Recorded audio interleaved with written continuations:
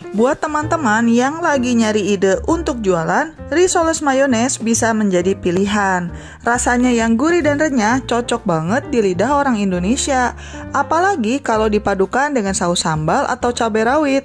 Makanan ini sering menjadi favorit di acara arisan ataupun acara meeting di kantor. Tapi untuk jualan di mall, di depan minimarket, atau di pinggir jalan juga cocok kok. Di episode kali ini saya akan membahas bagaimana cara membuat Risoles Mayonnaise pakai smoked beef, resep detailnya, dan saya juga akan membahas berapa modal yang dibutuhkan per porsinya.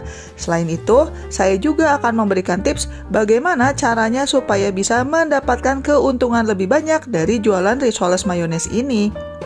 Tapi sebelumnya jangan lupa untuk like dan subscribe karena channel ini membahas berbagai ide berjualan dan juga tips bisnis kuliner. Yuk kita lanjut lagi nonton videonya. Berikut adalah bahan-bahan yang dibutuhkan untuk membuat Risoles Mayonnaise pakai smoked beef. Pertama-tama kalian membutuhkan 5 buah butir telur yang sudah direbus atau dipotong-potong. Kemudian 7 lembar smoked beef dipotong dadu.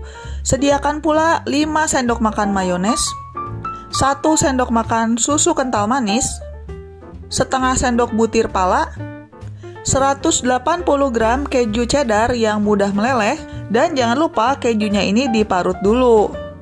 Selanjutnya, sediakan juga sekitar 15 lembar kulit risoles. Ini bisa bikin sendiri atau bisa juga beli. Dan siapkan pula minyak untuk menggoreng. Sebagai bahan pelengkap, sediakan 3 butir telur yang sudah dikocok lepas dan tambahkan sedikit air. Yang ini adalah nanti untuk melapisi Risoles Mayonnaise-nya ya guys. Sediakan juga 200 gram tepung roti atau tepung panir. Dan sediakan saus sambal atau cabai rawit secukupnya. Takaran ini cukup kira-kira untuk 15 buah dan harga bahan-bahannya sekitar Rp55.000, yang berarti modal per porsinya sekitar 3.700-an. Loh, kok mahal banget sih? Iya, modalnya segini karena pakai smoked beef. Kalau teman-teman mau menekan harga jualnya, saya sarankan untuk tidak menggunakan smoked beef atau menggantinya dengan bahan lain seperti sosis yang diiris tipis atau jagung manis. Oke, sekarang mari kita bahas bagaimana step by step cara pembuatannya. Pertama-tama, hancurkan telur rebus dengan bantuan garpu. Bisa juga diiris-iris ya teman-teman, tergantung selera aja. Kemudian tambahkan potongan smoked beef, mayones, krim kental manis, bubuk pala, dan juga keju cheddar yang sudah diparut. Aduk secara merata. Selanjutnya, siapkan kulit risoles. Tambahkan isian ke dalamnya secukupnya. Kemudian, lipat menyerupai risol. Step selanjutnya adalah celupkan ke dalam adonan telur, kemudian dibalurkan ke dalam adonan tepung roti. Lakukan ini sebanyak 2 kali supaya tepung rotinya menutupi risolesnya. Selanjutnya, panaskan minyak di atas api sedang hingga benar-benar panas. Kemudian goreng selama kurang lebih 1 menit hingga kuning keemasan. Habis gitu tinggal ditiriskan deh. Dan kemudian sajikan Risoles Mayonnaise smoked beef ini dengan saus sambal ataupun cabai rawit. Nah, ini Mimin tunjukkan lagi ya bahan-bahan yang dibutuhkan. Silakan teman-teman pause aja videonya dan bisa juga di screenshot kalau butuh. By the way, proses pembuatan risoles ini lumayan menyita waktu, yaitu sekitar 45 menit. Yang lama itu persiapannya sih seperti ngerebus telur dulu, sama bikin kulit lumpianya. Kalau buat jualan, saya sarankan bikinnya sekaligus dalam jumlah banyak. Sekali lagi, takaran yang saya tunjukkan di sini adalah untuk sekitar 15 buah. Jadi kalau teman-teman mau jualnya lebih banyak ya tinggal dikali aja ya resepnya. Nah sekarang pertanyaannya, gimana caranya untuk bisa dapat keuntungan banyak dari berjualan Risoles Mayonnaise? Strateginya adalah berusaha untuk menjual sekaligus banyak. Misalnya aja, jual dalam bentuk frozen alias sudah dibekukan, biar orang belinya sekaligus 6-12 piece. Jualan frozen ini bisa di marketplace online seperti Tokopedia, Shopee, dan sebagainya. Ya tentunya jangan lupa juga untuk marketing lewat Facebook dan Instagram supaya kita bisa menggoda orang lewat visualnya si Risoles Mayo ini. Selain itu, tawarkan juga ke grup arisan yang biasanya sekali beli langsung banyak, atau ke sekretaris-sekretaris kantor yang biasanya disuruh sama bosnya untuk pesan snack untuk acara di kantor.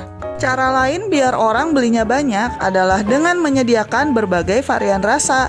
Selain diisi mayones dan smoked beef, risoles ini juga bisa diisi dengan keju mozzarella, ragut, coklat pisang, coklat kacang, tuna mayones, ataupun ayam suwir pedas.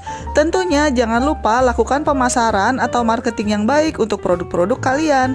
Misalnya, risoles kan dari luar kelihatannya sama aja ya. Maka kalau kalian ingin mempromosikan bahwa toko kalian menjual risoles dengan rasa yang berbeda-beda, maka kalian bisa menunjukkan foto risoles yang sudah dipotong.